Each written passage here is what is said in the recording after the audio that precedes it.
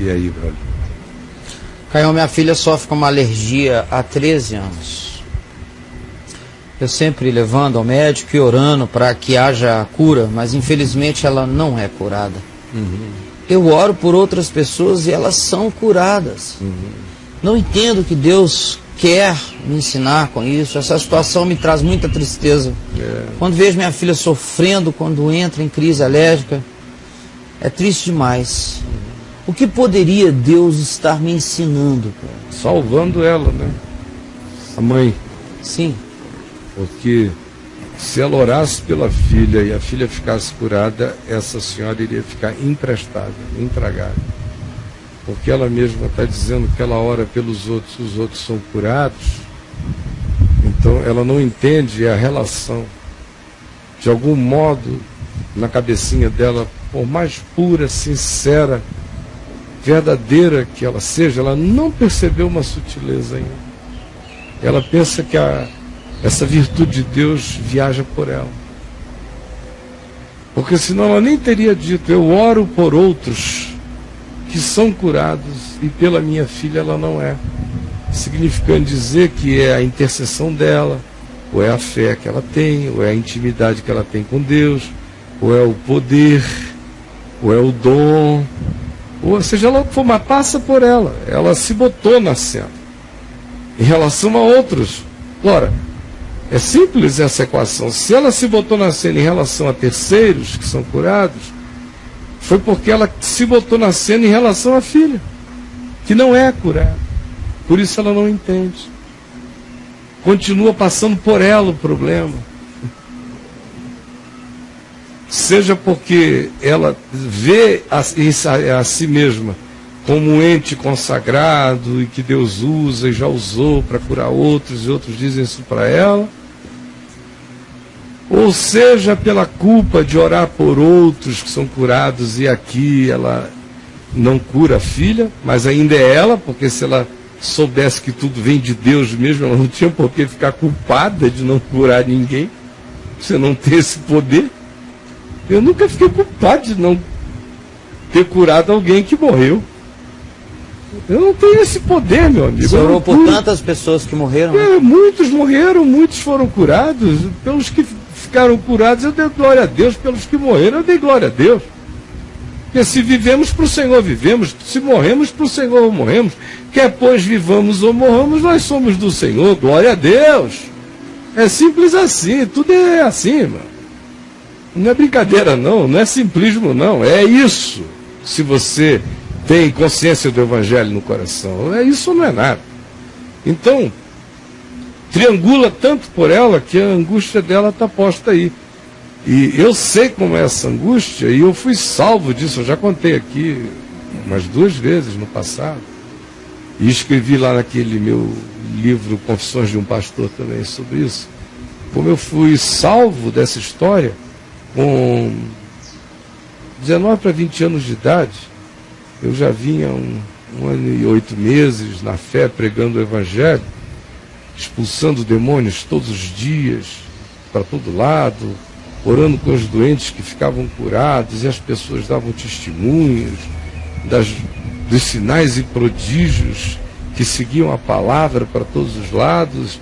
Eu novinho, naquele entusiasmo, sem arrogância no coração, sem soberba, orando, jejuando, quebrantado, feliz com Jesus, mas com uma fé ainda que se pensava robusta, mas ainda imatura, como por mais madura que seja a fé de um rapaz, homem maduro, aos 19 para 20 anos de idade, há coisas que não podem ser substituídas, coisas do tempo, da experiência, do processo, que são insubstituíveis. São as sabedorias que se impõem pela força da passagem do tempo e da experiência, da observação, da encarnação das coisas. Então, conquanto eu saiba que, para a minha idade, para o que eu tinha de maturidade bem sóbria, aos 19 para 20 anos de idade, mas o que eu pensava que era uma robustez de fé, era robustez para a hora, para a época, mas ainda não era o que o que iria e ainda se tornará, porque o processo é constante de crescimento. E eu não parei em nada, eu estou inacabado, em construção. Mas naquela altura, quando eu tive uma hepatite, e aí fiquei curado dela, aí tive uma segunda, logo depois, e essa foi perigosíssima. E os médicos queriam me internar, e ela era grave, e ficaram com medo mesmo que eu não sobrevivesse. E eu, no meu coração, disse, tolice deles, eu tenho tanta coisa para fazer, pregar num evento ali, tantos jovens vão se converter na graça de Deus, tem isso, tem aquilo, estava tudo pegando fogo todo dia. Eu falei, não, eu só vou esperar o papai chegar, papai não estava em casa, esperar o papai chegar em casa, vou pedir para ele me ungir com óleo, e eu vou ficar imediatamente curado, e não desmarquem nada para mim, de hospital nem pensar, coisa nenhuma, isso aí é besteira, não vai ficar.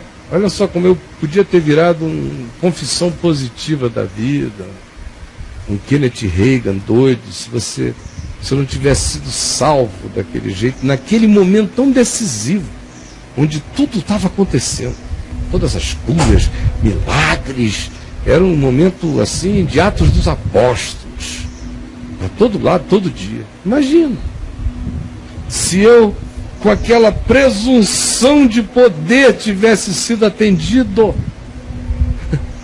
com aquela presunção de prerrogativa de fé especial diante do Pai, porque em que a minha fé se estribava àquela altura? Nas muitas experiências, e não na palavra tão somente, nas muitas experiências. E experiência é maravilhoso, mas ela não pode prescindir do tempo de intimidade com Deus na palavra, e também não pode prescindir de aprender a andar com Deus quando não há nenhuma positividade em nada, e aprender a andar com Deus quando você tem que servir a Deus por nada. Isso só dá a você, só se estabelece como uma possibilidade de fé em você quando ela se ancora exclusivamente na palavra e em mais nada, em sintoma nenhum, em sinal nenhum, em coisa nenhuma, só na palavra. Então imagine se meu pai tivesse chegado, me ungido com óleo, e aquele fígado enorme, e aquela icterice, e aqueles olhos esbugalhados, e aquele inchaço de baço, e aquele negócio inteiro, e aquela cegueira noturna, e aquela pouca oxigenação cerebral, e todos aqueles sintomas que perduraram meses, e eu tomando depois soro de um lado. Imagina se eu tivesse sido instantaneamente curado, como o meu médico foi. O médico que estava me tratando disso ficou doente, com uma mononucleose poderosa, e foi para o hospital onde ele era médico, o Hospital Tropical de Manaus, o Dr. Antônio Farias, e os colegas o examinaram, quiseram interná-lo, porque as taxas de glóbulos dele estavam tão loucas e elevadas que eles pensaram que ele estava evoluindo para um quadro leucêmico imediatamente e assustadoramente. Fica aqui. Aí ele ficou apavorado, foi para casa, me ligou, e ele estava tratando de mim, eu acamado há 3 meses, eu consegui na casa dele à noite. Dirigiram para mim, eu fui bem devagarzinho, eu e o papai fomos lá, e ele lá, todo equitérico, eu também fraco. Aí conversamos um pouquinho, eu falei, olha, a gente veio aqui para orar com você, e pedindo a graça de Deus sobre a sua vida. Ele, por favor. Aí nós ungimos com óleo, oramos e saímos. Eu já estava no carro, a gente estava ligando o carro para ir embora, quando ouvimos aqueles gritos lá dentro da casa. Ah, Jesus! E o cara pulando no muro da casa.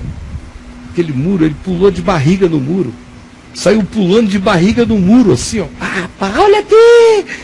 Tinha 2 vizinhos lá dentro, a icterícia passou na hora, o fígado, ele disse que voltou assim, tufo, aos galopes. Baixo, ele sentiu uma coisa como amor liquefeito se derramando na cabeça dele, o sangue dele circulou como fogo e aquilo, aquela cura instantânea, ele pulou. E eu fui embora doente para casa. Graças a Deus. E graças a Deus não fui curado antes. Graças a Deus fui lá todo ferrado, orar por ele foi curado e eu segui ferrado para casa. Para você aprender mesmo que a sua suficiência vem de Deus. Que aquele que se glorie, glorie-se no Senhor. Então, enquanto triangular por ela é a pior pessoa para olhar para a filha dela, porque ela olha com essa expectativa que também inconscientemente a expectativa é ambígua, porque o maior percentual dela é a dor materna e a solidariedade pela filha, que é ver a filha curada. Isso é esmagador, é o que prevalece no desejo dela. Mas tem um outro aspecto também subreptício que está presente nela. Ela quer essa validação como serva do Senhor. Ela quer. Se ela não quisesse essa validação, ela não teria introduzido com quantos são curados para lá e eu aqui com a minha filha não opero isto. Ela quer essa validação. Isso é um espinho na carne para que ela não se ensoberbeça. Agora, eu quero orar pela filha dela, porque eu acho que você pode aprender essa lição aqui. A gente não precisa ficar com uma estaca dessa assim no meio do traseiro para não se ensoberbecer, né? Então, como não tem nada a ver com você, é esse pecador aqui, que sabe que é uma porcaria, como diz a minha mulher, é um melequento. Melequento? Eu sou um melequento. Então, esse melequento quer orar pela sua filhinha, sabe? Então, saia da parada, minha amiga, porque eu não estou em nenhuma, eu já entro fora, entendeu? Eu sei tanto que eu sou as coisas que não sou, que com todo o coração eu posso orar, porque eu sei que de mim não procede poder nenhum, mas o Senhor é poderoso. Jesus, põe as tuas mãos sobre a filhinha dessa nossa irmã, dessa tua filha. E eu quero pedir, com a tua delicadeza, que tu ponhas as tuas mãos e que tu a cures, que tu tires do corpo dela, do sistema imunológico dela, ou acrescentes, ou ao sistema nervoso, ou onde quer que sobre, onde quer que falte, tu saibas o que precisa. Onde ela precisa do equilíbrio, do toquinho, que vai fazer tudo se tornar normal, organicamente nela. Por favor, com essa tua gentileza, com esse teu amor, eu peço que tu toques essa filhinha dela. Tu não precisas que ninguém toque nela, tu tocas. Tu és Deus de perto, tu és Deus de longe, tu vais fazer, porque a glória é tua, o louvor é teu. E nós te exaltamos de todo o coração, porque a glória é tua. Amém. Em nome de Jesus.